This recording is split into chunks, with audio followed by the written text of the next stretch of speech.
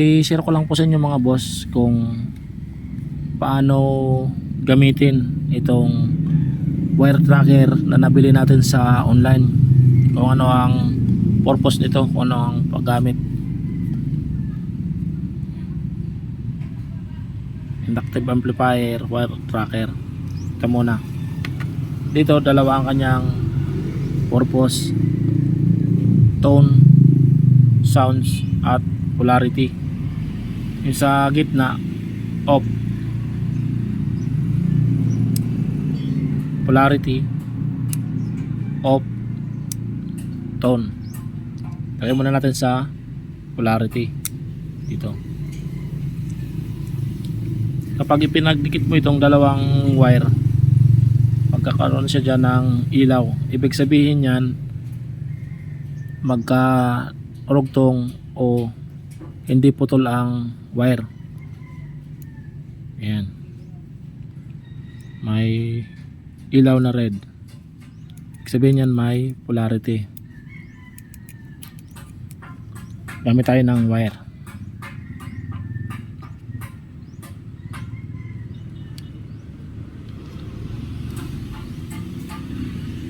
Ayan. Ibig sabihin, mayroon siyang polarity dahil mayroon ilaw dito.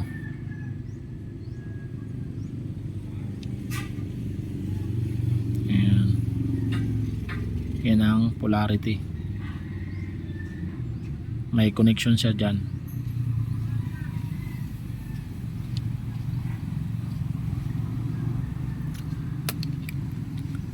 Ito naman, tone. Lagyan naman natin sa tone yung may sounds. Dito na natin magagamit ang inductive amplifier. Ito sa volume. Ayan, volume. Ito ang kanyang switch.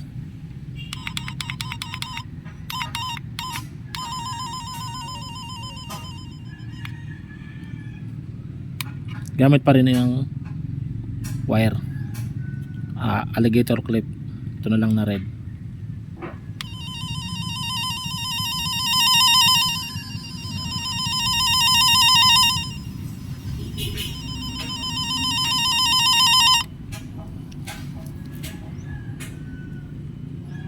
Kapag malapit na siya sa yung mayroong kuryente, mayroon polarity, may supply, is lumalakas yung sounds.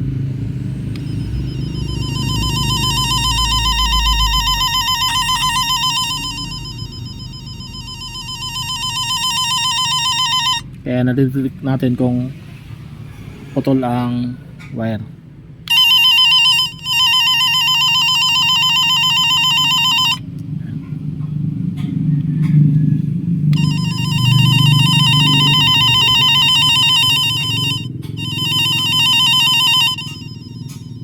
Pag malayo, ayan.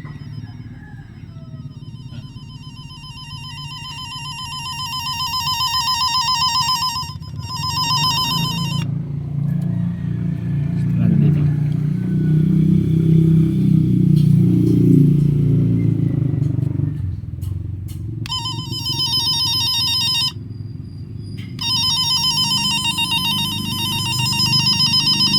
Ibig sabihin, connected yung wire.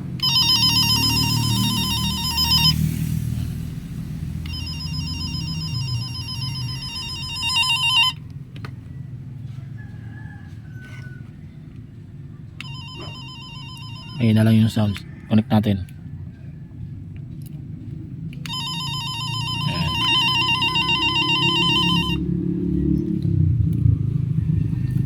Yan ang tone at polarity sa wire tracker. Wala nang sounds dahil naka-off.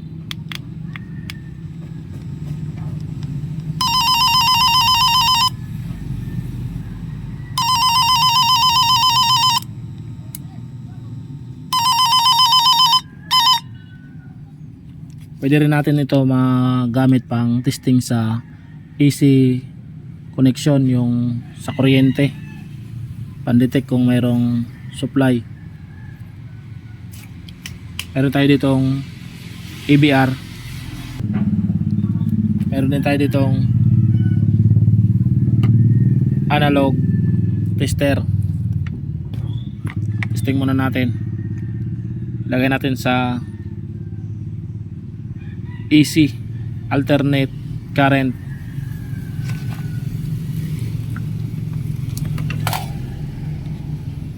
AC alternate current. Yan. 250. Tester natin. Ang linya nga pala dito sa probinsya ay line to neutral o hot neutral. Testing natin kung alin dito ang mayroong kuryente sa dalawang connection na yan. Lagay muna natin.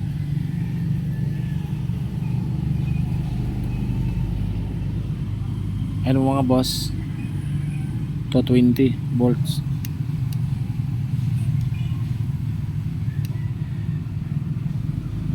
220 volts. Para naman natin malaman kung alin dyan sa dalawang connection ang meron power. Ito na negative wire o black, ilagay natin sa, i-connect natin sa semento, dahil yung linya rito ay line to neutral o hot neutral. Lagay natin dito.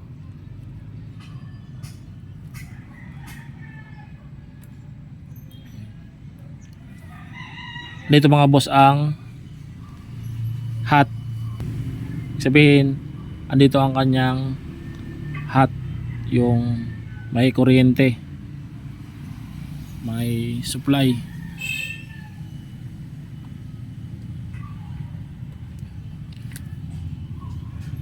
Kaya natin yan tinisting sa multi tester para testing natin itong wire tracker. Sa pagtesting natin kanina gamit ang multi-tester, andito ang kanyang hot o yung may supply.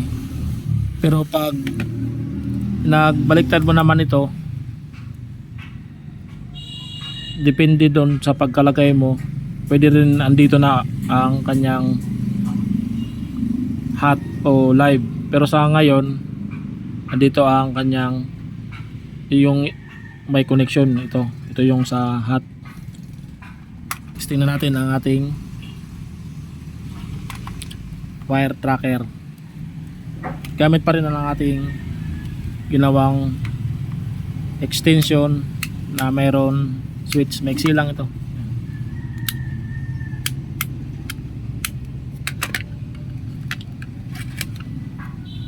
Connect natin. Ayan.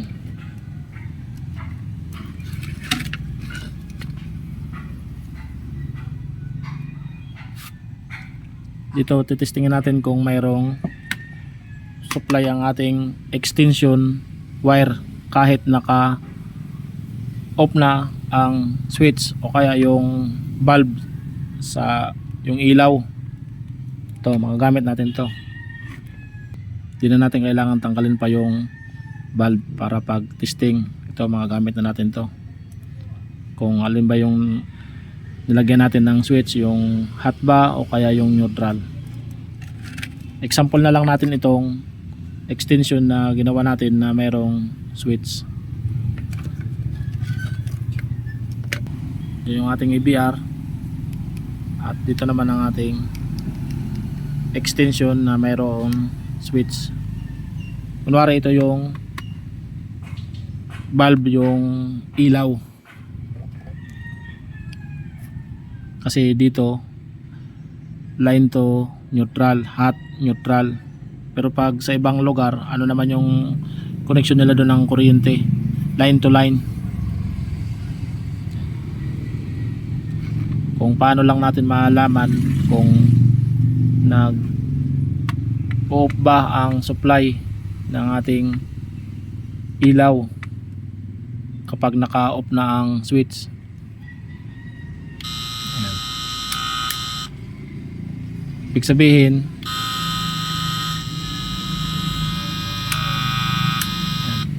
Ibig sabihin, ay yung ilaw natin, yung receptacle, wala siyang kuryente kapag naka-off ang ating switch.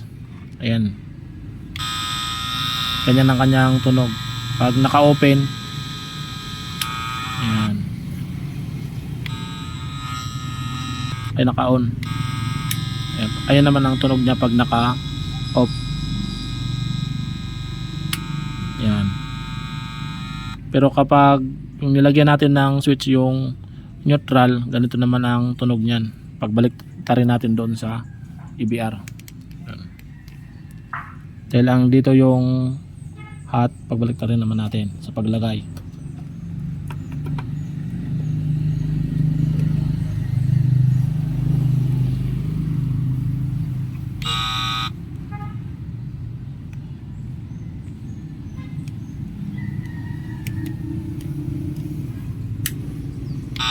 Ayan mga boss, kahit naka-off na yung ano natin, switch, meron pa rin siyang supply dahil yung nalagyan natin ng switch ay yung hot.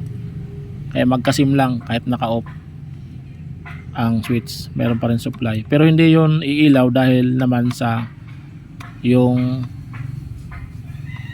isang wire ay walang connection sa neutral.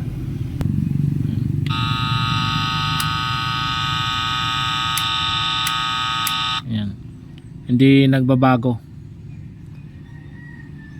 Halimbawa ano yan, receptacle, yung may ilaw, pag testing mo pa lang ganyan kahit naka-off, hindi siya nagbabago. Pero kapag pinagbaliktad natin, ayan, ayan, naka-off.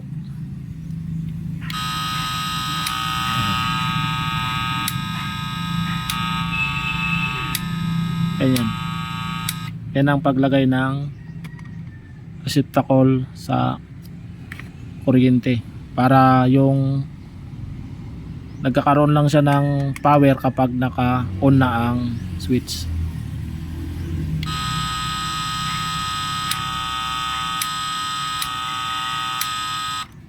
Yan lang po mga boss, maraming salamat sa panonood sa ating video.